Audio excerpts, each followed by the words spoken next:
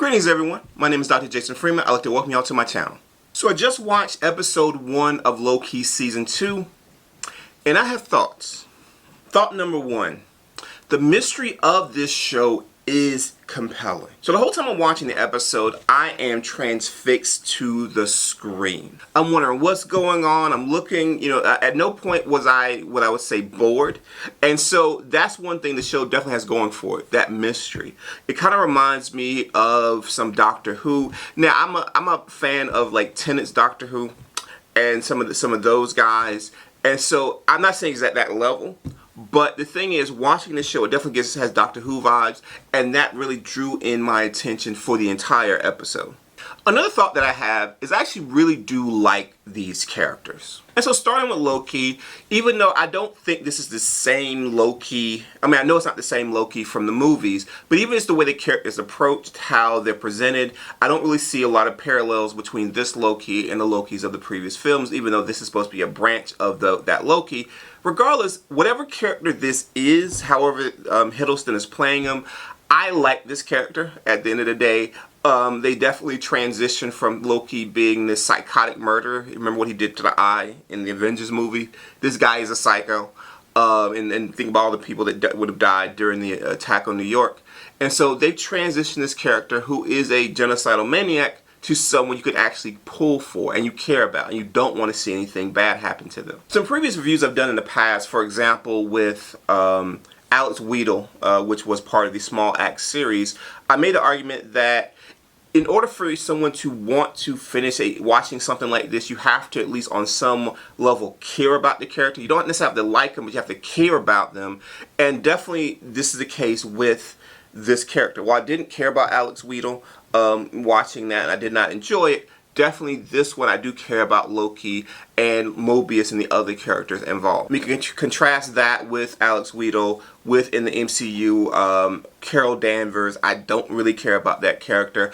I'm looking for it in the Marvels with Ms. Marvel, for example. I like Kamala Khan, and I didn't see much of the I can't think of her other name, Rambeau, the other Marvel person, but definitely Carol Danvers I don't really care that much about. So, if they had a movie just with her solo, I would watch it. And She-Hulk. The issue with She-Hulk is I did care about that character up until the end of the show. With that particular character, she basically, at the end of the last episode, before she broke the fourth wall, was like, oh, you guys like this? You like this stuff? Basically insulting the audience. Basically, you must be idiots to like this stuff. And so at that moment, I'm like, I'm not watching anything else with She-Hulk. This version of She-Hulk obviously is a comic version, and they could always reboot the character. But based on that, based on the fact that the character doesn't seem to respect or like the fans at all, doesn't, or at least the writers in that case, I'm not interested. And so with, Loki, and with Mobius and the other characters within this series, is the flip side where you do care about them because they do respect, essentially, the audience. And this brings me to thought number 3. These actors are really, really good. So you start with Tom Hiddleston, who's been doing Loki for a while now. And so he has really, again, leaned into this character. And yes, there are ridiculous things in the MCU with his original like when he was original Loki, though I found him very scary and very menacing. Also with season 1, he, even though it has a lot of silly stuff, he really leans into it. He sells it. At no point do you think that he's not really, there's no stakes at all for him. He definitely, especially when he is trying to interact with Sylvie, or when he's interacting with Sylvie, there's definitely a lot of heart, a lot of emotion, a lot of stakes there. So I really like that. Owen Wilson as Mobius, again, he brings the comedy. I'll talk about that with my last thought, but definitely he definitely is very sincere. He's definitely a character that is, he's trying to make sense of what's happening to his world, everything that he knows. There's like the whole backstory with the Sea-Doo, or the personal watercraft.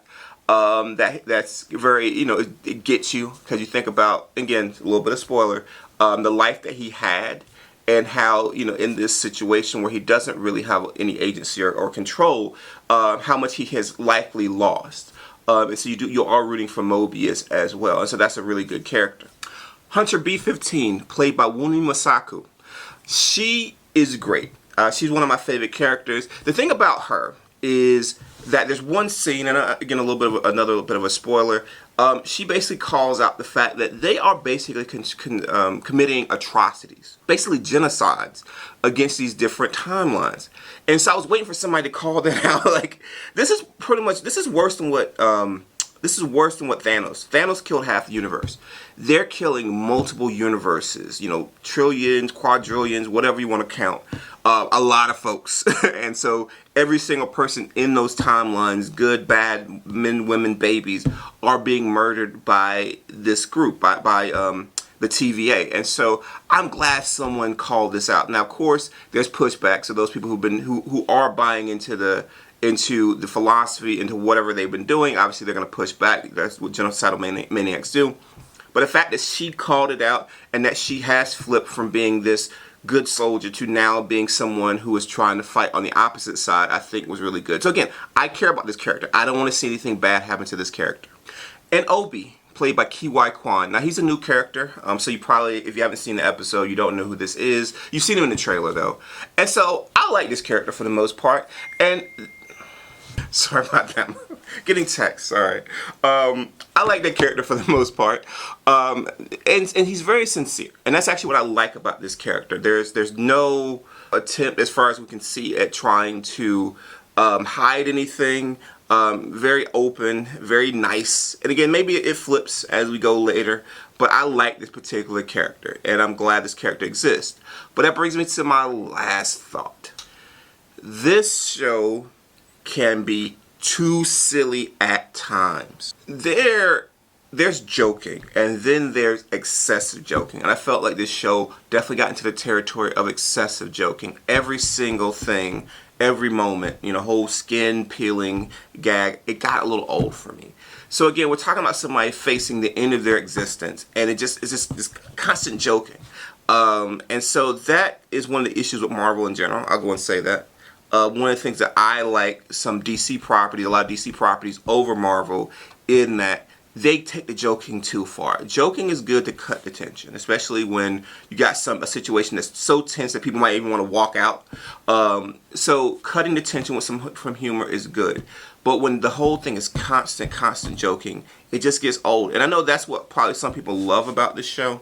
Definitely, Doctor Who has some of it, but then it's also, they get serious with Doctor Who, and I think this show has to do more of that. Now, I think they will. That's actually why I'm still watching. I'm going to watch the show, is because I think there was a payoff with He Who Shall Not Be. No, sorry, He Who Remains. I was getting Voldemort. He Who Remains. So I think they're heading somewhere, especially also with Sylvie. They're bringing, you know, Sylvie wasn't in this episode much when they bring her in. So I definitely think that they're heading somewhere good, in my opinion. Obviously with Kang, that's kind of the big destination. And so I'm looking forward to that. And so, you know, I'm enjoying this. I enjoyed this episode. The issue though is, I feel like it was too jokey, and if it's like this the whole time, it's gonna grate on me. And that's where it gets to the territory. Maybe I don't necessarily want to see season 3 if there's gonna be one. It's just, it can't be so jokey all the time. Let's get serious sometimes, which again they did do in season 1 towards the end. So if you found this review interesting and or informative, please like this video and subscribe to my channel. Also, please share this video. And if there are other sci-fi or comic properties that you want me to review on this channel, please leave those suggestions in the comment section below. Thank you all for your time, and have a wonderful rest of your day.